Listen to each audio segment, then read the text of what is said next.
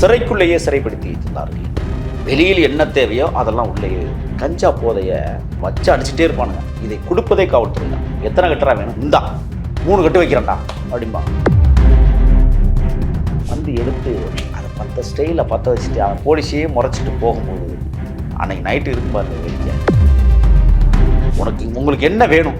1 kilo mutton வேணும். வந்துடும். எவ்வளோ கிலோ? 2000. தட்டு இருக்குல்ல, ஈய தட்டு. இந்த தட்டை மேலே எடுத்துகிட்டு போய் அடிக்கிறான். அடிச்சுட்டு திட்டுறான். டிஎஸ்பி திட்டிட்டு இருக்கான். சிறைத்துறை டிஎஸ்பி எதுக்குடா திட்டுறான்னா, அவனுக்கு தேய்க்கிறதுக்கு கஞ்சா கொடுக்கலையா. புல் சிறையில் இன்னைக்கு வர கஞ்சா போதைகள் விற்கப்படுது. உள்ளே இருக்கிற ஆயுள் சிறைவாசிகள் வெளியில் அவுத்து விடப்பட்டு பெட்ரோல் பங்குகளில் வேலை செய்கிறாங்க. புதுக்கோட்டை கிளை சிறையில் இப்போ ஒரு சம்பவம் நடந்துருக்கு தெரியுமா? பொதுவாகவே சிறை அப்படின்னா மக்கள் மத்தியில் ஒரு பயம் இருக்கும் அப்படின்னே சொல்லலாம். ஒரு சிலர் படங்களில் நல்லா சாப்பாடு போடுறாங்க, ஜெயிலுக்கு போனால் நல்லா ஜாலியாக சாப்பிட்டுட்டு தூங்கலாம்ப்பா அப்படின்ற ஒரு மைண்ட் செட்டும் இருக்குது. ஒரு சிலர் அது ரொம்ப கொடுமையானது, சிறை சென்று வந்தவங்கலாம் கேட்டிங்கன்னா ரொம்ப பயங்கரமாக இருக்குன்ற மாதிரி சொல்லுவோம். ஆக்சுவலாக சிறையில் என்ன நடக்கும் சார்? நம்ம படத்தில் பார்க்குற மாதிரி எல்லாரும் வெள்ளச்சட்டை வெள்ளை டவுசர் அதெல்லாம் இல்லை. அது தண்டனை குற்றவாளிகள், நீதிமன்றத்தால் தண்டனை பெற்றவர்கள். தண்டனை பெறாதவர்கள் எந்த உடை வேணாலும் உடுத்திக்கலாம். நான்லாம் எந்த உடை வேணாலும் உடுத்திக்கலாம். இப்போ நம்ம எடுத்துகிட்டு போகலாமா இல்லை அவங்க கொடுப்பாங்க? அவங்க கொடுக்க மாட்டாங்க. நம்ம வச்சுக்கிற துணிமணி தான். நண்பர்கள் வாங்கி கொண்டாந்தும் கொடுப்பாங்க. புத்தகங்கள் படிப்போம், செட்டிலாக் விளையாடுவோம், கேரம் போர்டு அடிப்போம். சிறைக்குள்ளேயே சிறைப்படுத்தி வைத்திருந்தார்கள் என்னெல்லாம். இல்லை, சிறையில் ஒரு சில வேலைகள்லாம் செஞ்சால் அதுக்கான கூலிகள் கிடைக்கும். அது தண்டனை குற்றவாளிகளுக்கு.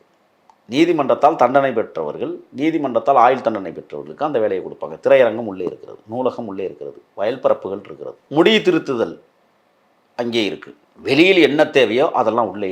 இந்த போதைப் பொருள்லாம் உள்ளே வந்துட்டு போகிறது. அது நல்ல கேள்வி கேட்குறீங்க. நான் கோவை சிறையில் இருக்கும்போது ஒவ்வொரு சிறைக்கும் ஒவ்வொரு பேர் இருக்குது தெரியுமா? திருச்சி சிறைக்கு காக்கா சிறை. மத்திய சிறை தானே சார்? இல்லை, அங்கே காக்கா கூட, அதனால் வில்வார் வச்சு அடித்து சாப்பிட்டுவோம் சமைச்சு. கோவை சிறை வவ்வால் பழந்தைகள். அது அங்கே ஒரு அரச மரம் பெருசாக இருக்கும், அங்கே அடையும். அது சாயங்காலம் 5:30 மணிக்கு கிளம்பும்போது வில்லு கொண்டு அடித்து வில் தட்டிடும்.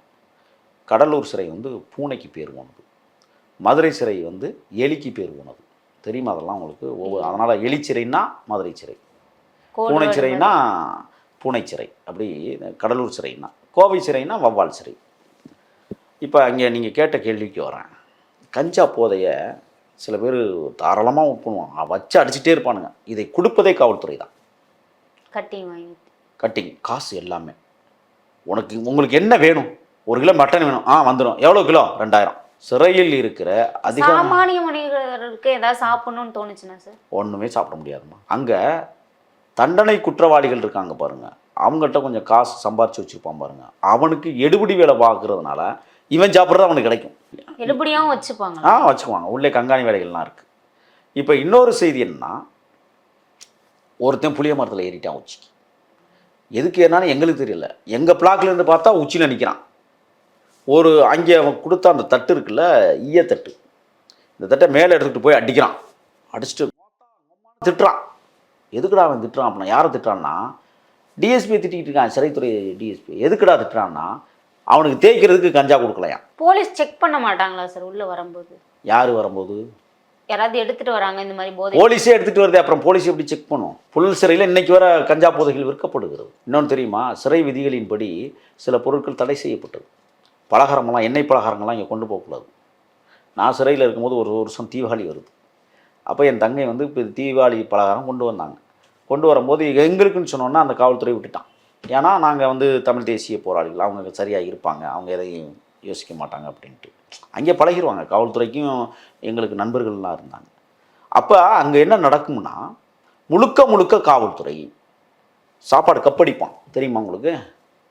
கப்பு சோறு, வெறும் சாம்பார் தான் இருக்கும், அதில் காய்கறியெல்லாம் இருக்காது. ஆனால் கணக்கு எழுதுறது, நாங்கள் இத்தனை பேருக்கு காய்கறி சமையல் கொடுத்தோம். உள்ள இந்த சிக்கன் மட்டன் சொல்லிட்டு அது நீங்கள் முதல் வகுப்பு பெற்றவர்களுக்கு உண்டு. ஏதாவது ஒரு பல்கலைக்கழகத்தில் பட்டயம் பெற்றவர்களும் அல்லது வருமான வரி கட்டுகிறவங்களுக்கும் அங்கே முதல் வகுப்பு உண்டு. அவங்களுக்கு என்ன செய்வான்னா 300 கிராம் சிக்கன் கொடுப்பான், மட்டன்லாம் கொடுக்க மாட்டான். தப்பு செஞ்சவங்களுக்கு அதெல்லாம் கிடையாது. இல்லை, நீங்கள் அதான் சொன்னேன், 2 தான். அவங்களுக்கு முதல் வகுப்பு உள்ளவங்களுக்கு மட்டும்தான் அது. நீங்கள் மற்றவங்களுக்கெல்லாம் அது கிடைக்குமானா அபூர்வம். அதுக்கு தான் நான் முதவே சொன்னேன், வவ்வால் கறி அடிச்சிருவான், பூனைக்கறி அடிச்சிருவான், எலிக்கறி அடிச்சிருவான், அவனுக்கு வேறு வழி, திங்கணும், ஏதாவது திங்கணும். இது போன்ற நிகழ்வுகள் நடக்கும். அதை விட இன்னொன்று என்னென்னா, செவ்வாய்க்கிழமை டெப்டேஷன் சொல்லிட்டு சுற்றுக்காவல் வருவாங்க. அதில் நீதியரசர் வருவாங்க, டாக்டர்ஸ் வருவாங்க, நிறைய பேர் வருவாங்க. அதில் முக்கியமான மனித உரிமை ஆர்வலர்களாக என்ன தேவை அப்படிங்கிறத சிறைவாசிகளிடம் வந்து கேட்குற ஒரு நாள் இருக்கும்.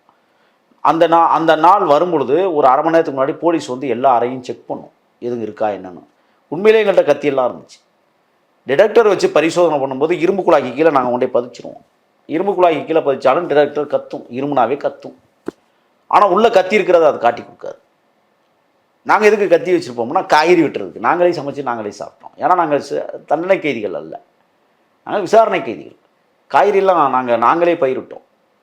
அங்கே இன்னும் சொல்லப்போனால் கோவை மண் வந்து இந்த காய்கறி விளையிற மண், அது அற்புதமாக விளையும்.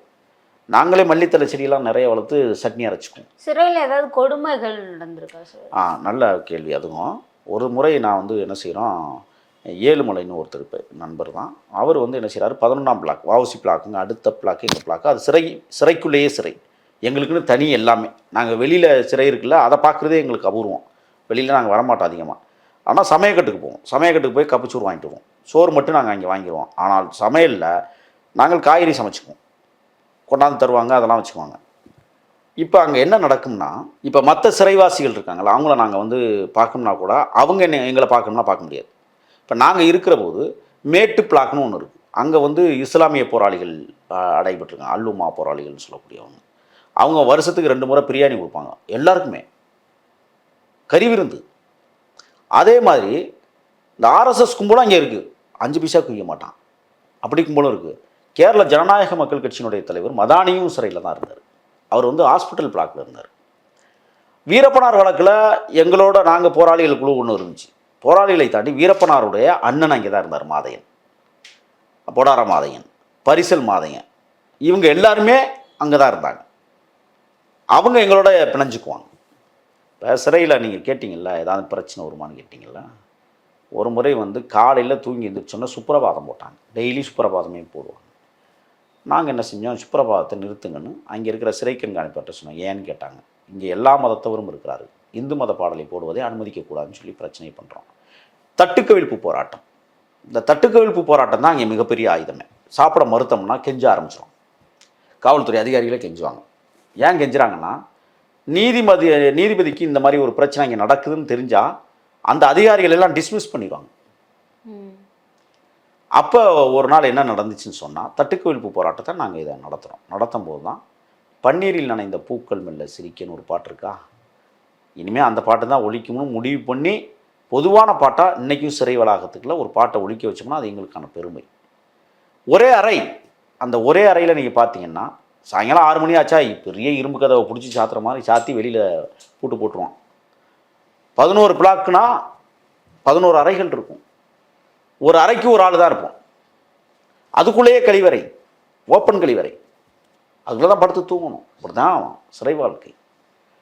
அங்கே கிடைக்காத பொருள் எதுவுமே இல்லை, எல்லாம் கிடைக்கும். எல்லாம் காவல்துறையே கொடுக்கறது, அது காசுக்காக கொடுக்குறது, சம்பாதிக்கிறார்கள். அங்கே வருகிற அரிசியிலே ஊழல் நடப்பதாக இன்றைக்கு புழல் சிறையில் செய்திகள் வெளிவந்து கொண்டிருக்கிறது. அரிசியில் ஊழல், ஒவ்வொரு தொழிலையும் ஊழல் நடந்துகிட்டு இருக்கு. உள்ள வேற காய்கறியை வெளியில் விற்கிறதுக்கும் போயிட்டுருக்கு. புதுக்கோட்டை கிளைச்சிறையில் இப்போ ஒரு சம்பவம் நடந்துகிட்டு இருக்கு தெரியுமா. உள்ளே இருக்கிற ஆயுள் சிறைவாசிகள் வெளியில் அவுத்து விடப்பட்டு பெட்ரோல் பங்குகளில் வேலை செய்கிறாங்க. இரவு பணி முடிச்சுட்டு சிறைக்கு வந்துடுறாங்க. இது எப்படி இருக்குது? ஒரு சிறை கைது வெளியே போகணுன்னா கூட போலீஸ் இருக்கணும் இல்லையா? நம்பிக்கையின் பேரில் விட்டுறாங்க. அவன் போய் வேலை செஞ்சுட்டு திருப்பி சிறைக்கு வந்துடுறான். நிறைய பெட்ரோல் பங்கில் புதுக்கோட்டையில் வேலை செய்கிறதே ஆயுள் சிறைவாசிகள் என்கிற இதெல்லாம் வந்துக்கிட்டு இருக்கு. யோசிச்சு பாருங்க கொஞ்சம். தண்டனை கொடுத்தவங்களுக்கு எப்படி சார் வெளியே அனுமதிக்கிறாங்க? அனுமதிப்பாங்க, ஒரு சில பேரை அனுமதிப்பாங்க. இப்போ அது அனுமதி கிடையாது, அது இப்போ காவல்துறையாக கையில் எடுத்துக்கிறது. சம்பாதிக்க போகிறான்ல அவன்கிட்ட டெய்லி இவன் கட்டிங் வாங்கிக்குவாங்க காவல்துறை. அவனுக்கு தேவை காசு தானே. ஓடிட்டாங்கன்னா ஓட மாட்டாங்க. எங்கே ஓட போகிறான், எங்கே ஓடுவான் அவன்? ஒன்றா சுட்டு பிடிப்பான். எப்படி பிடிப்பான்? சிறையிலிருந்து தப்பித்து ஓடுகிற போது சுட்டு கொல்லப்பட்டான்னு அறிவிச்சிருவான். அது ஒரு பெரிய விஷயமே இல்லை. சிறை வாழ்க்கை என்பதுங்கிறது பக்குவப்படுகிற இடமாக இருக்குது. சிறை வாழ்க்கை என்பது நாம் செய்த தவறை திருத்தி கொள்வதற்கான இடமாக இருக்கணும். இன்றைக்கி வர இந்த அரசுகள் வந்து மனநல மருத்துவர்களை கொண்டு போய் எவனையும் பரிசோதிக்கிறது கிடையாது.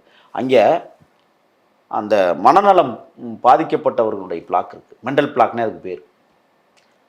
மனநலம் பாதிக்கப்பட்டவர்கள் தப்பு செஞ்சாங்கன்னா அது கேஸே நிற்காது. கேஸே நிற்காது. கத்தி எடுத்து கிழிச்சுக்குவான் தான பிள்ளையா. அவனுக்கு எப்படி கத்தி வருதுன்னே தெரியாது. அந்த கம்பியே உடைச்சிருவான், உடைச்சி அந்த கம்பி எடுத்து கிழிச்சுக்குவான். அவனுக்கு ஒன்றுமே தெரியாது. மேலே ஏறி கத்தி பீடி வாங்கினவன் புளிய மரத்தில் ஏறி கத்திட்டு கீழே இறங்க வைப்பான். அதுக்கு கெஞ்சுவாங்க பாருங்க காவலர், இறங்குறா, அவனுக்கு எத்தனை கட்டுறா வேணும், இந்தா 3 கட்டு வைக்கிறேன்டா அப்படிம்பாங்க. அவன் அந்த பீடி கட்டை பார்த்துட்டு அவன் இறங்கி வர வேகம் இருக்கு பாருங்க, விழுந்துடாதான் வந்து எடுத்து அதை 10 ஸ்டைலில் பற்ற வச்சுட்டு அவன் போலீஸையே முறைச்சிட்டு போகும்போது அன்னைக்கு நைட்டு இருக்கும் பாருங்க வேடிக்கை. காவல்துறையை தூக்கி கொண்டு வச்சு லாடம் கட்டிடுவான். காலையில் எங்கடா ராத்திரி பீடி கட்டவே அப்படின்னா எந்த பிளாக்லாம் கொண்டு அடைச்சி வச்சுக்காங்கன்னு தெரியாது. ஹாஸ்பிட்டல் பிளாக்கில் இருப்பான். ஏன்டா ராத்திரி வச்சு உரிச்சு காலெல்லாம் பிஞ்சு போச்சு அப்படிமா. இப்படியும் கொடுமைகள் அங்கே நடக்கும். அதை விட இன்னொன்று இருக்குது, பார்வையாளர்கள் சந்திப்புன்னு ஒன்று இருக்குது. அதில் மிகப்பெரிய ஊழல் நடக்கும். காவல்துறையை ஊழல் பண்ணுறாங்க. கொண்டு வரதை உங்கள்கிட்ட அவன் எடுத்துக்குவான். இல்லைன்னா காசு கொடு உள்ள அனுப்பி விட்றேம்மா. அதிகமாக சம்பாதிக்கிற துறையாக காவல்துறை மட்டும்தான் தமிழ்நாட்டில் இயங்கி கொண்டிருக்கு. ஒரு நாளைக்கு ஒரு போலீஸ்காரன் 5000 குறைஞ்சி கொண்டு போகிறதில்ல. அப்படி ஒரு சம்பாத்தியம் எல்லா சிறைகளிலும் நடக்கிறது. சிறைகளில் தான் அப்படின்னு சொன்னால் சாதாரண காவல் நிலையங்கள்லேயே போலீஸுக்கு அபரிமிதமான சம்பாத்தியம். இதெல்லாம் மாற்றம் செய்யப்பட வேண்டும் என்றால் ஒரு புதியதொரு அத்தியாயத்தை காவல்துறையில் கொண்டு வரணும். இது ஆங்கிலேயர் காலத்து அடக்குமுறை சட்டங்கள் தான் இன்றைக்கும் காவல்துறையில் பயன்படுத்தப்பட்டு கொண்டிருக்கிறது. ஆக நான் இருந்த திருச்சி சிறையாக இருக்கட்டும், கோவை சிறையாக இருக்கட்டும், மதுரை சிறையாக இருக்கட்டும், ஒரு மிகப்பெரிய படிப்பினையை எனக்கு கொடுத்துருக்கிறது. ஆகையால் தான் பக்குவப்பட்ட மனிதராக உங்களிடத்தில் பேசுகிறேன். இதுவரைக்கும் சிறை பற்றின நிறைய விஷயங்களை ஷேர் பண்ணதுக்கு நன்றி சார். நன்றி.